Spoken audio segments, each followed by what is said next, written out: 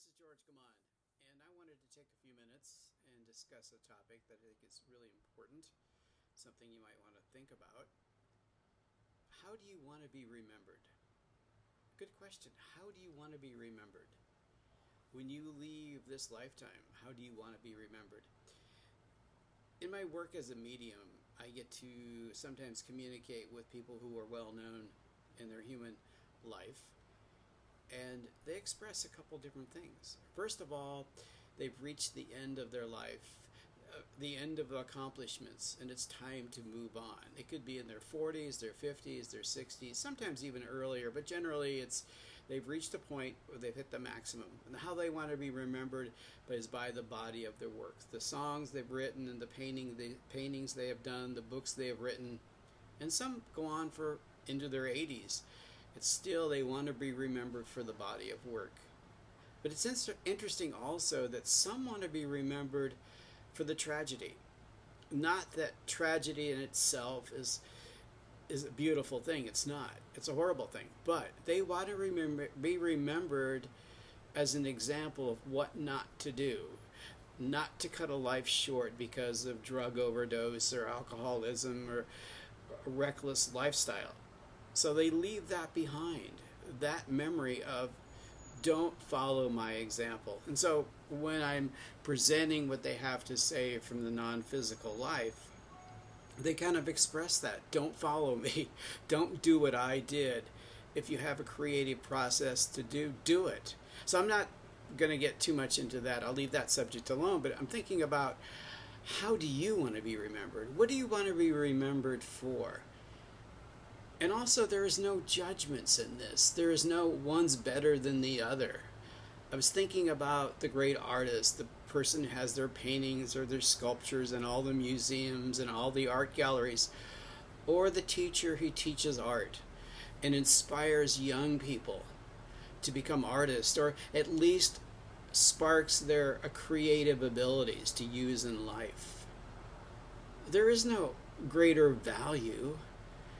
One has set of accomplishments they've posted here and there.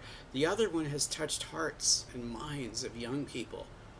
I'm thinking about, let's say the great mechanical engineer or scientist who develops the next spaceships, the next rockets to wherever they're going, right?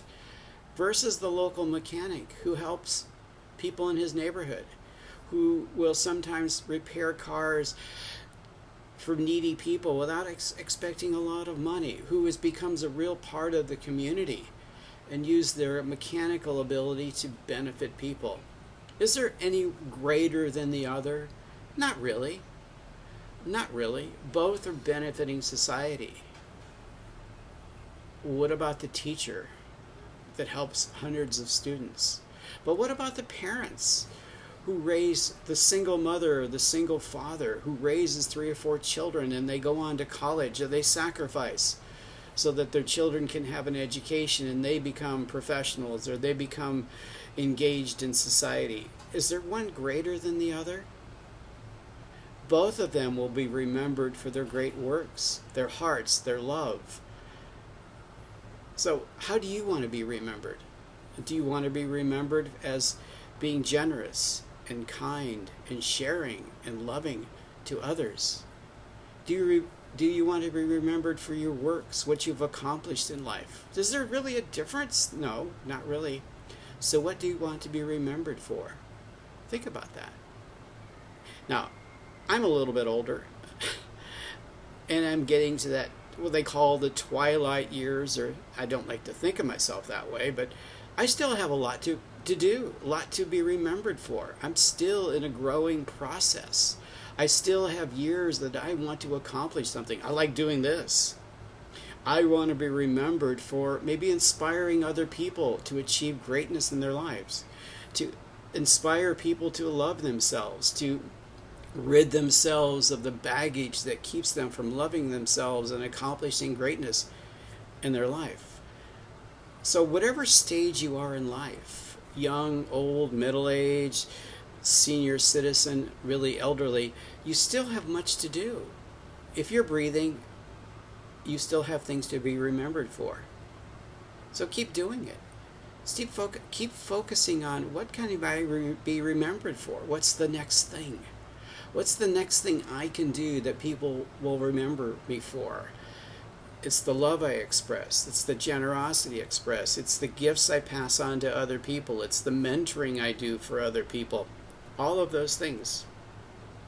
So take a few minutes. Think about it. What will I be remembered for? And then maybe ask God, Spirit, Source, help me to take the next part of my life and create things that people will remember me for, that I've affected people's lives in some way. Small or great, it doesn't matter. It's whatever you do is important. And think about that. Whatever you do is important, as long as you're inspiring, showing love, being generous, kind, honest, trustworthy. So I'll leave you with that message. So if you want to know more about me, I'll put the links to my website and also put links so that you can contact me and we can work together, because I do it in intuitive life coaching. I'm actually a channeled life coaching process. So ask me about it. So have a beautiful day, have a beautiful week, and remember, what do you want to be remembered for? And there's no judgments in that.